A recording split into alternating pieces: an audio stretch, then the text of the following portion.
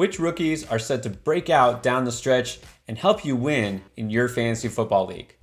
You're about to find out. Welcome back to the Fantasy Endgame. I'm Pierre. He's Chris. We're here to talk about some rookies who are finally set to take center stage and maybe break through when people aren't expecting it. Talking about the rookies who have already made big splashes, the guys who are in starting lineups. Talking about those guys who are now ready to step up and should be priority adds and starts down the stretch. All right, let's start off with a pretty obvious name. Look, it's not as if we weren't talking about Rachaad White all season, all preseason, even during the NFL draft before we knew where he was going to land. Chris, you should have already had Rachaad White on your team, but if so, is he just going to be an every week starter now in fantasy? I think so. I think he will be. I'm not ready to say that, he's like an RB1 must start running back. But look, we saw it with Isaiah Pacheco. They came out of the bye and Clyde Edwards-Helaire was phased completely out. Now, I don't think Leonard Fournette is going to be phased completely out because they're paying him a lot of money and I don't know if he's better than Clyde Edwards-Helaire right now, but they need Leonard Fournette still. He will have a role. But we saw it even in the game before the bye. Rachaad White got the start. He was the starting running back. Now, they alternated series, but that's a good sign for Rachaad White because we see these rookies get bumps after the bye. I would not be surprised if this is 60-40 Rachaad White, 55-45 Rachaad White going forward. He's just better. He's more explosive. He gives this offense something Fournette doesn't. So yeah, Rachaad White, the fact that he's still not on every roster is just crazy. Well, here's the thing. I understand, Leonard Fournette isn't a guy that they're just going to outright bench. But he might take himself out of the game because this is a guy who, look, first of all, not the best track record of staying healthy. He already has a hip injury he suffered in that game in Germany. I get he's had the bye week to rest and he'll probably be okay, going forward. But there's no guarantee. And then also known as a guy who can complain sometimes. Lack of motivation has been a problem. Wouldn't surprise me if at some point he just is sitting because of another reason, not injury related. Rachaad White, clearly better, obviously younger, faster. It's what this team needs. They're still pushing for a postseason run, all right? And with the division they're in, they could definitely do it to win out. So I do think Rachaad White is a guy you're going to want to start in your fantasy lineup pretty much all the way down the stretch. You mentioned Isaiah Pacheco. We got to talk about him next. Another priority pickup if he's out there. The starting running back on one of the best offenses in the league. How much are you reading into the fact that he was the only running back carrying the ball and Clyde Edwards-Helaire was just completely absent from the game plan in Week 10?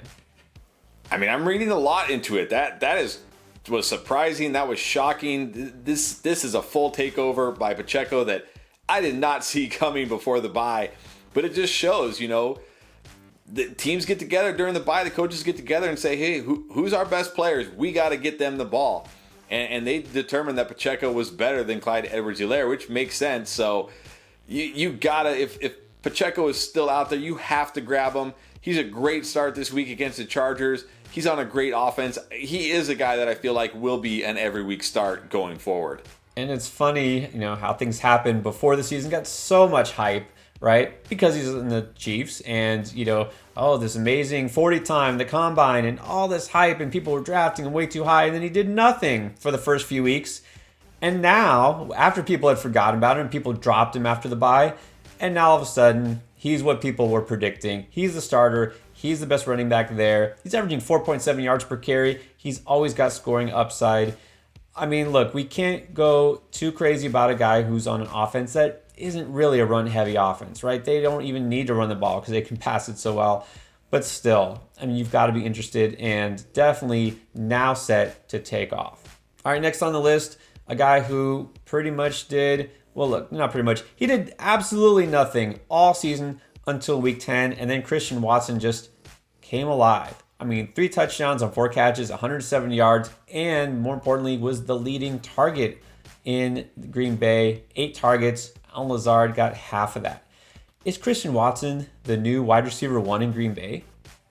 I'm not ready to go that far. I still think it's Allen Lazard, but he gives him something that they really, really needed and they really didn't have. And that's a vertical threat. That's a big play. That's a home run hitter. We saw it last week. This offense really needed that. It just didn't have that anymore. So he's going to be very up and down, very volatile because that's just kind of the player he is. It's kind of the prospect he is. But in this offense with Aaron Rodgers, he has tons of opportunity. I'm kind of viewing him as like a Gabe Davis type, one of these guys that they can go off any week, but they can also bust on weeks. So not a guy I think you're going to have to play week in and week out, but when he's got good matchups, you're going to want him in your lineup because he can easily win weeks for you. I think that's a perfect comp, a type like Gabe Davis, boom bust. I mean, the good thing is that he could make a big play, get you points any given week. The bad thing is he could give you nothing every given week, and the matchup almost doesn't even matter. He might even benefit from the negative game script, so it's hard to tell when you can trust him and when you can't. But look, we've seen the upside already. It's massive, and they need somebody there. He's the vertical threat that they had envisioned, and so I think you've got to at least be enticed by his upside. Now let's talk about another vertical threat, a guy that we know has a ton of talent. It's just the situation seems to be holding him back. George Pickens, a lot of people really high on before the season started. Do you think he can really kind of break out in the second half given the quarterback situation? Yeah, I mean, the QB situation is going to hold him back like it's holding back this entire offense. But on the plus side for George Pickens is look at that schedule. I mean, yeah, week 11, week 12, those are tough matchups. But then after that, it's pretty much bottom 10 defenses against the pass week in and week out. And we know this guy has the talent. He has the ability. That's not the issue. And we saw it last week. Maybe they'll just keep manufacturing ways to get the ball in his hands since they know their quarterback can't do it. But, I mean, all the talent is there. All the possibility is there. The upside is there. The schedule is there. Everything is there but the quarterback. So hopefully Kenny Pickett can be good enough to support him because everything else is there for George Pickens. I mean, let's hope that Kenny Pickett can take a leap forward, make some progress. A little more accuracy would be nice, especially when you go deeper than 10 yards down the field. But it is good to see that they are manufacturing touches for Pickens, like they did that rushing touchdown. Maybe they try to find ways to get him on more short intermediate routes.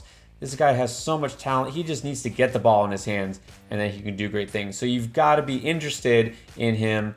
I really wish I could say I really want him on all my lineups. It might be next year, but look, I think he has just as much upside as any of these rookie receivers out there. Now, probably the most productive of the rookie receivers that we're going to talk about is a guy who is just scratching the surface, and again, might just be held back by the quarterback, and that is Garrett Wilson of the Jets. Put up some big games, also put up some lackluster output. Do you think that Zach Wilson will be enough to get him by and make him fantasy viable? I mean, he'll probably be enough, but only enough. That's the downside here is, again, kind of like Pickens. He's probably not going to realize his potential this year, but one thing we've seen, especially in the 2 games before they went on the bye, when they get into garbage time and they're losing, Zach Wilson will just force feed him targets. And it still counts all the same in fantasy, right? Whether it's first quarter, second quarter, third quarter, or garbage time, they all count the same. So another guy who's an elite talent, has all the potential, all the ability.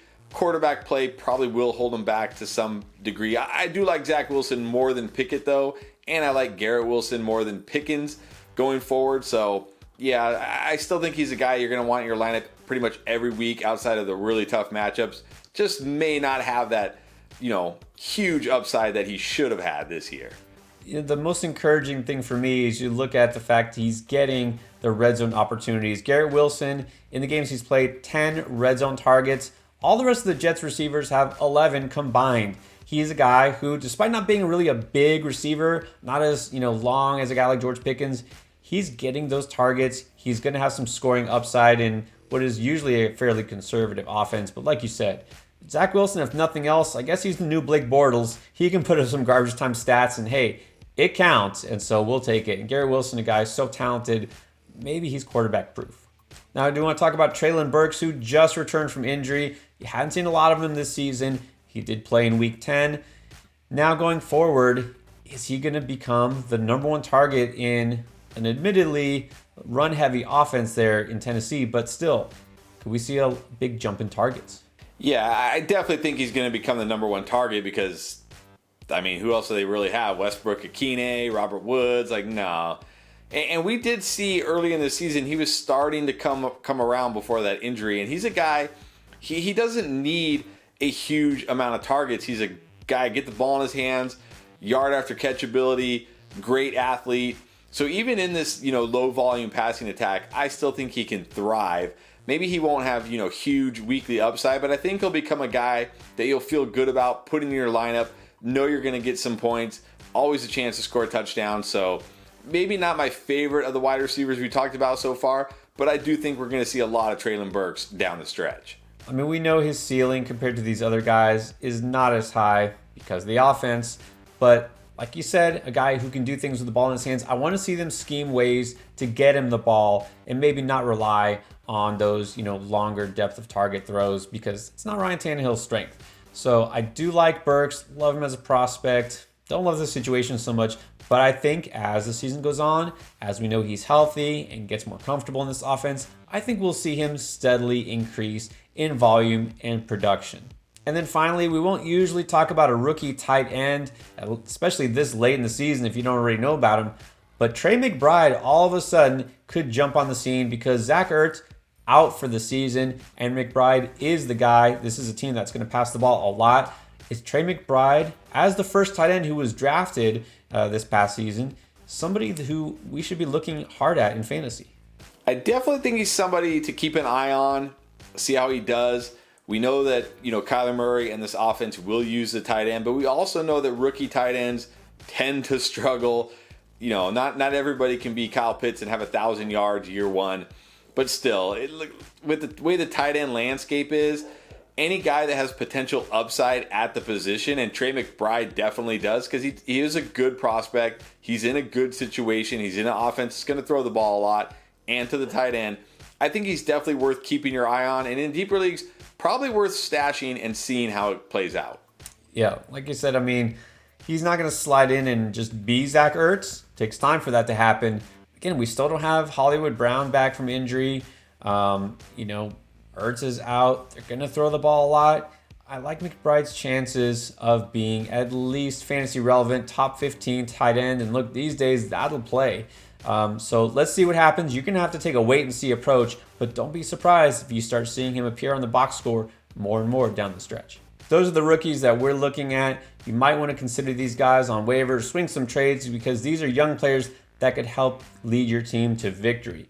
We also have you covered, just as we do each and every week, with winning start sit advice, trade advice, waiver wire advice. Check out our playlist here for week 11.